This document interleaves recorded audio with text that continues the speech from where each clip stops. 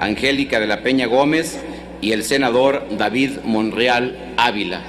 Se le concede en primer término el uso de la palabra a la senadora Angélica de la Peña Gómez del Grupo Parlamentario del Partido de la Revolución Democrática. Adelante. Gracias, señor presidente. Señoras y señores, recibimos una minuta de la Cámara de Diputados que revisamos en la Comisión de Derechos Humanos respecto de modificaciones importantes a la ley de la Comisión Nacional de Derechos Humanos que van en consecuencia, en congruencia con el mandato que la Constitución establece a partir de la reforma de junio de 2011 y creo que es importante mencionar que esta minuta va en dos sentidos muy trascendentales. En primer lugar, se establecen las bases para el ejercicio de la nueva facultad que la Comisión Nacional de Derechos Humanos tiene para investigar violaciones graves a los derechos humanos. Esta facultad, como ustedes recordarán, la tenía la Suprema Corte de Justicia de la Nación y precisamente por mandato en la Constitución ahora queda establecida como una facultad de la Comisión Nacional de Derechos Humanos. Y en ese sentido, la ley en la materia de la Comisión Nacional de Derechos Humanos adiciona dos títulos importantes donde se establecen cuáles son los procedimientos para que la Comisión Nacional de Derechos Humanos efectivamente pueda investigar estas violaciones a los derechos humanos.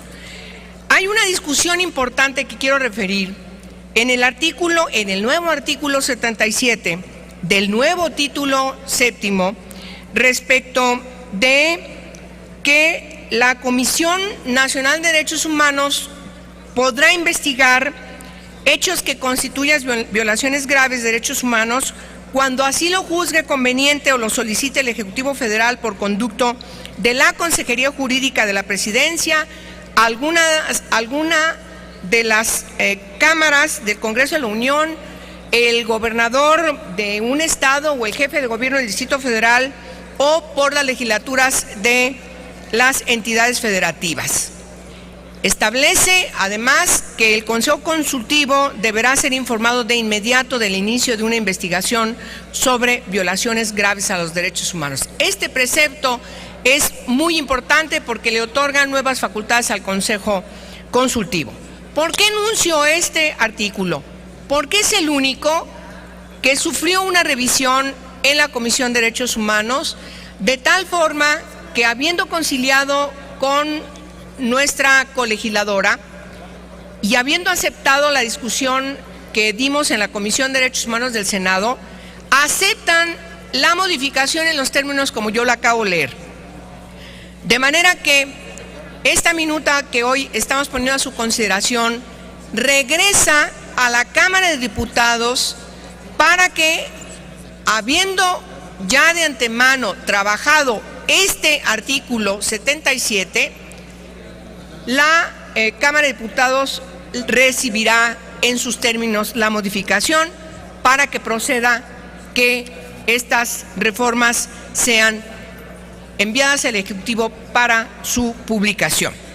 Tengo que mencionar que también se destaca otro punto importante en estas reformas a la ley en comento. Se establece el procedimiento a seguir en los casos en que deben comparecer ante el Senado de la República o en sus recesos ante la Comisión Permanente las y los funcionarios públicos que no hagan públicas las razones por las cuales se niegan a aceptar las recomendaciones de la Comisión Nacional de los Derechos Humanos.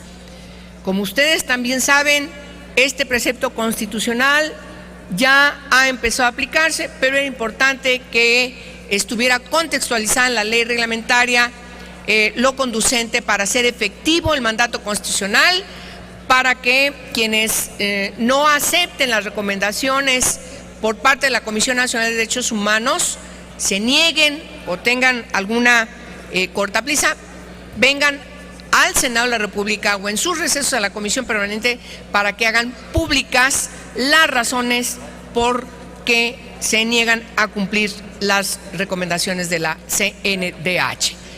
Por eso solicito de la manera más atenta de parte de ustedes que pueda ser aprobado en sus términos la minuta que ponemos a su consideración. Es cuanto. Muchas gracias, señor presidente. Gracias, senadora Angélica de la Peña Gómez.